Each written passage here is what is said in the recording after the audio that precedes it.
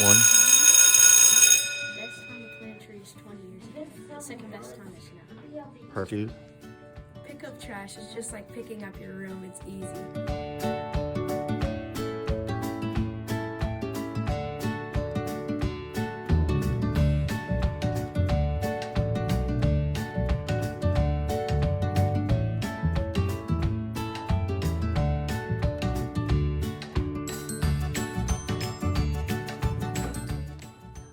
Love your earth like that you love yourself.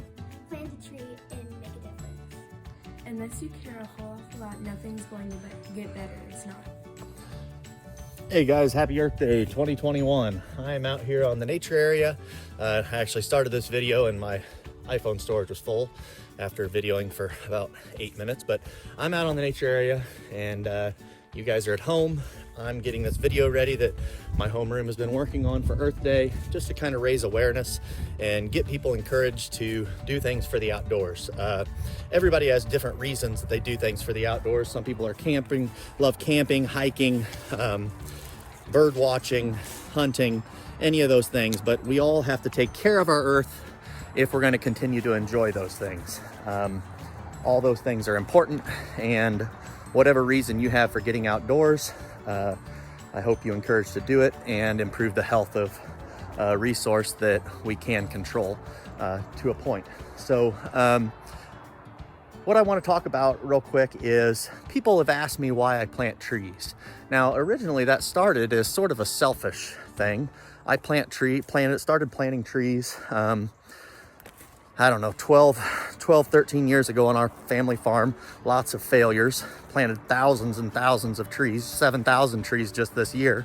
But I started it for a little selfish reason of trying to improve my hunting for my deer. It slowly evolved into so much more than that. And that brings me to a thought about my high school biology teacher, Mrs. Colling. And she used to bring our biology class out here on this nature area all the time. I love that part of it, but to be real honest, in the beginning, I wasn't real crazy about Mrs. Colling. She was pretty strict, she was pretty tough, taught high school biology. I don't think she was real crazy about me either, because I don't think she liked my squirreliness at first. She did grow to enjoy me, I think. But anyway, I felt was over the top on nature. We would come out on the nature trail. She wouldn't let you pick a mushroom. She wouldn't let you take anything out of the nature area. If there was a leaf you wanted, you would either draw a picture of it, make a sketch of it, like a rubbing or whatever. And I just thought that was ridiculous. We couldn't come out and actually enjoy it and like romp through the woods. We were just very careful everywhere we went. We had to be quiet out in the woods, not disturb the animals. And I just thought that was ridiculous. Well, as we got to know each other, she learned to see the passion I had for hunting, and I started appreciating her true love and passion for the outdoors, and it kind of changed everything for me, the way I looked at the outdoors. Her goals were really the same as mine, to help animals and be able to see more animals, and that's what I wanted to do for hunting. But I saw that she loved all things in nature, and they all work together in harmony. If you want to improve your deer, you improve all aspects of the environment, and everything gets healthier. And I thought that was crazy then, but I now see how passionate she was and her true love for this area, this nature area. And I still reference her all the time in my talks. She would have a meltdown at this sea of green invasive honeysuckle that is literally killing these trees up here. And when these trees are gone, there's nothing on the understory. But she did love this nature area. She gave me my passion for seeing that there's more to the outdoors than just hunting, that I need to take care of all aspects of it. And she instilled that passion in me, and now it's so much bigger than planting a tree for deer. I feel like I'm leaving a legacy. All right, so my video froze again. I don't have enough space. I make too many YouTube videos for you guys. But as I was saying, the thing that changed for me after Mrs. Colling taught me that there's so much more to the outdoors, and I saw her passion for nature in general, and it taught me to find a passion for more things than just deer. And it slowly evolved into, I just get so much satisfaction when I plant trees and go back out and see how they've grown and how big they get. And to think that someday my kids will walk out there and see those giant trees and remember the memories of us planting them, and remember their dad and his passion for something. It's great to be passionate about something, even though they think I'm crazy with it sometimes. And my grandkids, and you know, there's not many things that you can do that 200 years from now will still be there. Nobody may remember who planted them, but somebody will know somebody took the time to plant them. And I think that's leaving a legacy, which is, like I was saying, is leaving something behind that people will remember you by, or what will people remember you by? To me, Mrs. Colling's legacy is that she loved nature in this nature area. Mr. Heary is one that comes to mind. His legacy is Heary Park and his passion for the community. So what will be your stamp on the world when you're gone? I choose to have trees as that. I want to hobble out there in my dying days, in my wheelchair or whatever, and take a look at my trees one last time as giant towering trees, which they probably won't be.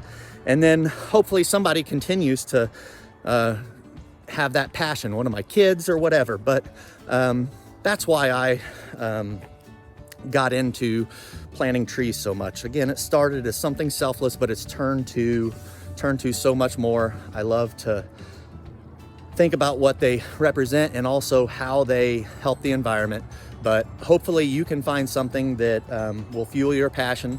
Hopefully somebody in this class watching this video will find a passion for the outdoors and maybe find a career in it, or something else like that. But find something to do today to make the earth a better place, and do the good. Plant a tree. Like the Lorax said, unless someone cares an awful lot, nothing's going to change. It's not.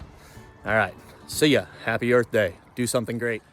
All right. I want you guys to try to watch this next video and not feel super inspired to go do something for the outdoors or nature after watching this guy. Absolutely phenomenal.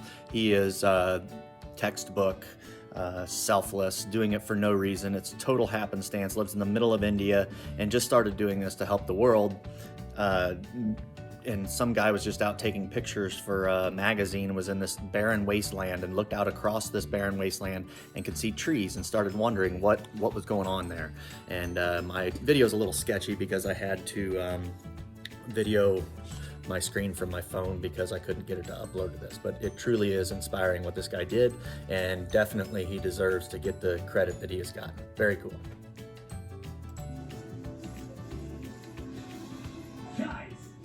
I have never seen anyone more impressive than this guy. Hi, my name is Tarapai. I am a farmer. Because this guy, with his bare hands, planted a forest. But first, let me tell you his story from the beginning. Jadav is a 60-year-old farmer. He has a family of 5, and he lives in a modest home in northern India. But next to his home, he saw trees were dying. The river was flooding, the animals were fleeing, and the land was disappearing. He saw deforestation. But instead of doing nothing, this farmer did something very simple. He planted a tree. Every day, he cut a branch from his trees, walked for 20 minutes, took a boat, crossed a river, and walked for 2 hours more to get to an empty piece of land with nothing in it, and planted a tree. This is amazing!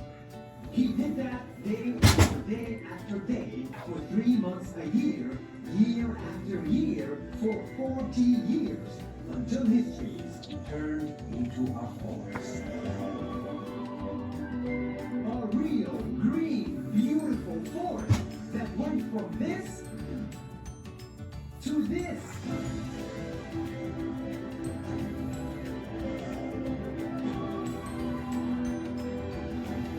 It's too good to be true, but we're standing in it. His forest is estimated to be 550 hectares big, which is The Garden Central Park in New York. the trees that he planted are now dropping seeds to the ground, and and now they're growing even by themselves.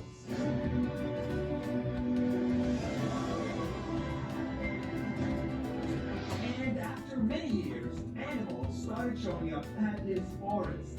Elephant, tiger, rhino, deer. His forest attracted wildlife and greenery, and it has become possible for him to farm in it and make a living.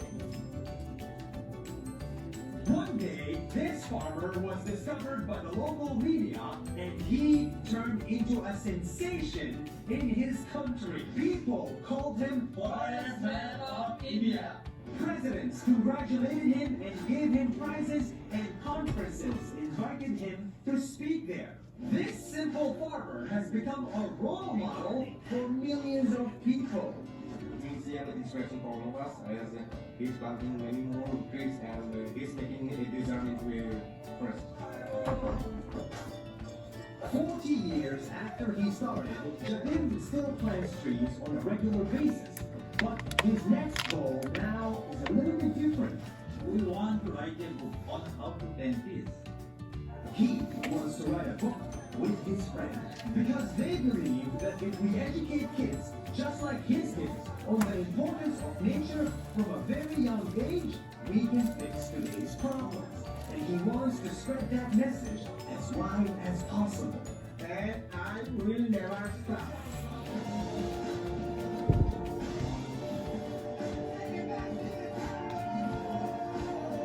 It took me a lot of effort to find this guy. I had to cross oceans and drive to the middle of nowhere and walk in the middle of a swamp. Where are we? Just to share his simple message with you. If you do something good, if you help just a little bit every day for many days, sooner or later you will create something much bigger than you. Something that will change the world for the better. See you next week. Be like the skeleton in Minecraft and use his bones to grow the trees. Go plant a tree. Help the environment. We need trees. Have you ever heard of the game Plants vs. Zombies? Don't be like the zombies. Don't eat the plants. Save them. I'll point. So you should make a game out of picking up trash and have a trash war with your friends. I've planted 6,000 trees this year to help the environment. What have you done?